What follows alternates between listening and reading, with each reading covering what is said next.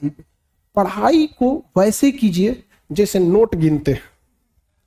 पैसा कोई गिन रहा है, मजाल कोई उसका कंसंट्रेशन खराब कर दे, डांट देगा, 2 3 4 5 6 7 8 9 धनाधन गिन दे।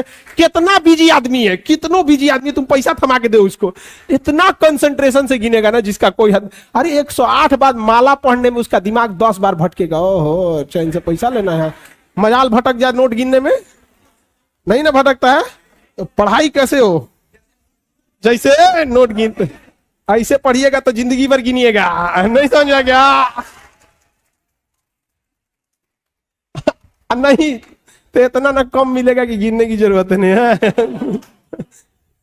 हाँ, देखिए एक और समस्या इनकी है कि पढ़ने के टाइम भूल जाते हैं। दुनिया के किसी भी चीज को अगर आप याद करिएगा उसको तो भूलिएगा ही। जब आप इलाहाबाद में शुरू में आए होंगे तो जिस एरिया में आप रहते होंगे ना, उसके गली मोहल्ले को थोड़ा थोड़ा कभी कभी भूल जाते होंगे, धीरे धीरे याद हो गया। 10-15 दिन में क्या हो जाता है, याद हो जाता है, फिर नींद में भी चल जाएंगे। तो जब किसी चीज को आप समझ जाते हैं, अच्छे से समझ जाते हैं, तो क्या हो जाएगा, अब आप उसे नहीं भूलेंगे, आप नहीं भूलेंगे।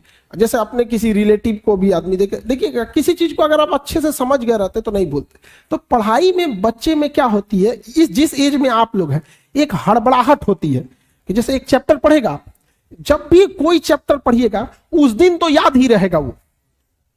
अब आप उस दिन याद हो गया, उसको आपकी गलतफहमी, आप समझ लिए कि याद हो गया है, नहीं भाई, उसको तहियाना पड़ता है बढ़िया से एकदम।